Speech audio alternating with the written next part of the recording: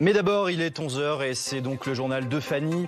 Fanny, la confusion qui règne toujours avec de nouvelles menaces américaines en Iran. Oui, car on l'apprend il y a à peine quelques minutes, l'armée iranienne se déclare en état d'alerte maximale. Une mise en garde il y a quelques instants contre toute attaque potentielle des États-Unis ou d'Israël.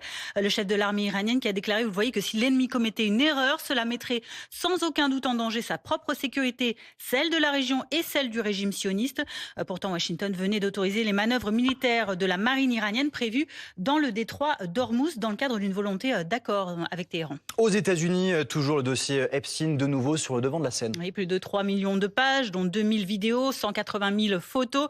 De nouveaux documents publiés par obligation légale par l'administration Trump.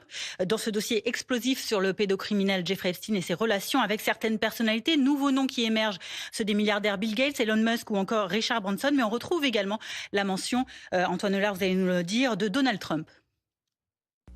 Oui, en fait, il s'agit d'une série d'emails envoyés au FBI par des témoins ou des victimes présumées. Elles accusent Donald Trump de viol et d'agression sexuelle sur des filles mineures. L'une d'elles, notamment, déclare qu'elle avait 13 ans à l'époque des faits qui se seraient déroulés à la fin des années 90. Ces victimes, par ailleurs, donnent des détails très crus sur ce que le président leur aurait fait subir. Alors évidemment, ce sont des accusations extrêmement graves, mais il faut les prendre avec beaucoup de prudence. Dans la plupart des cas, ces personnes dénoncent de façon anonyme, sans laisser leur nom ou leurs coordonnées, ce qui fait que le FBI n'a pas pu vérifier ces accusations. Le ministère de la Justice, de son côté, dénonce des témoignages sans fondement et laisse entendre que ce sont des personnes mal intentionnées qui ont contacté le FBI dans le seul but de salir la réputation de Donald Trump. Mais on sent qu'il y a un embarras du côté de l'administration. Le ministère de la Justice a retiré le fameux document de son site internet. De façon plus générale, la publication de ces nouveaux fichiers, 3 millions de pages, 2000 vidéos, 180 000 photos, laisse à nouveau un goût amer aux victimes. Comme les fois précédentes, il y a de très nombreux caviardages et à ce stade, ces documents ne permettent toujours pas de faire la lumière sur Epstein et ses complices.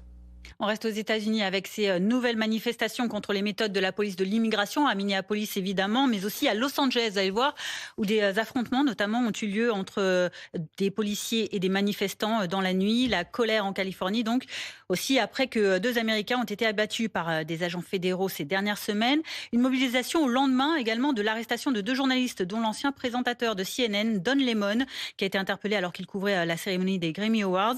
Le journaliste est accusé d'avoir entravé la liberté de culte pour avoir filmé une manifestation contre l'ICE dans une église du Minnesota le 18 janvier. On revient en France, Fanny, et en ce samedi matin, notamment, attention aux intempéries dans le sud-ouest de la France. Ça concerne notamment le département des Landes et celui des Pyrénées-Atlantiques qui sont en vigilance orange pluie inondation.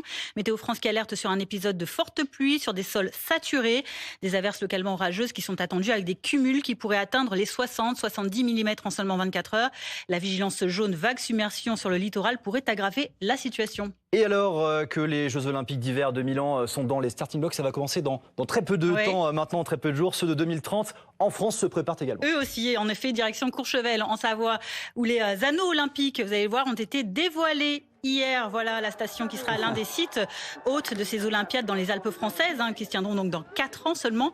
Les anneaux sont ceux des JO 2024 de Paris, une continuité qui semble marquer la fierté de la France à accueillir ces 2 événements internationaux en à peine 6 ans d'écart. On les reconnaît effectivement, ces anneaux. Merci beaucoup. Fanny, je vous